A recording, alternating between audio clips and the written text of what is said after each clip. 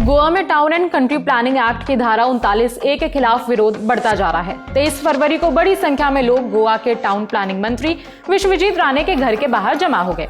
मंत्री के घर के बाहर सैकड़ों प्रदर्शनकारियों, विपक्षी नेताओं और सामाजिक कार्यकर्ताओं ने विरोध प्रदर्शन किया। 20 फरवरी को शुरू हुआ यह आंदोलन 21 फरवरी को और तेज हो गया, जब सेंट आंद्रे के एमएलए वीरेश बोरकर ने धारा 39A के खिलाफ आमरण अनशन का ऐलान कर दिया। लोगों का भी इसको भरपूर समर्थन मिला। 22 फरवरी को अनशन वाली जगह आजाद मैदान में बड़ी संख्या में लोग इकट्ठा हो गए। कई पर्यावरणविद, एक्टिविस्ट और विपक्षी पार्टियों के एमएलए भी बोरकर के समर्थन में आ गए। टाइम्स ऑफ इंडिया की रिपोर्ट के मुताबिक 23 फरवरी को भी प्रदर्शन जारी रहा। दिन में हजारों प्रदर्शनकारी आजाद मैदान में जमा हो गए। इसके बाद प्रदर्शनकारियों ने टाउन प्लानिंग मंत्री विश्वजीत राणे के बंगले तक मार्च करने का फैसला किया। फिर मार्च के बाद लोगों ने घर के बाहर विरोध प्रदर्शन किया। आप समझते हैं कि पूरा विवाद क्या है? ये पूरा विवाद town and country planning act की धारा 39A को लेकर है। इस एक्ट के तहत सरकार को किसी जमीन को जोन में बदलने का अधिकार मिलता है। सरकार चाहे तो नेचुरल कवर यानी प्रकृति से भरपूर जमीनों को भी सेटलमेंट यानी कि रिहायशी इलाकों में बदल सकती है। इसके तहत जंगल, पहाड़ और बाग बगीचों वाले इलाकों में भी सेटलमेंट की इजाजत मिल सकती है। नियम के तहत सरकार को जमीन का जोन बदलने के लिए 30 दिन का पब्लिक नोटिस देना होगा।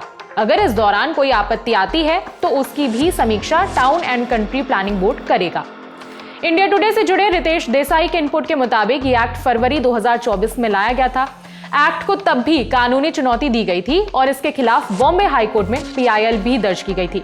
मामला अभी भी कोर्ट में चल रहा है। स्थानीय लोगों का आरोप है कि गोवा में 39A लागू होने की वजह से कई हरी भरी जमीनों को सेटलमेंट जोन में बदल दिया गया। इससे बिल्डर लॉबी को तो फायदा हुआ है।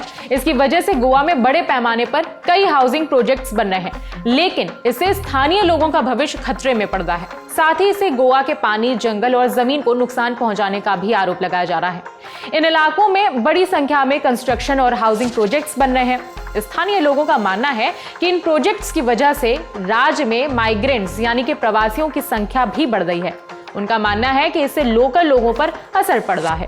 लेकिन हाल ही में विवाद तब और ज्यादा भड़क गया जब पालेम सिरिदाओं में 76,000 स्क्वायर मीटर की जमीन को सेटलमेंट जोन में बदलने की इजाजत दे दी गई।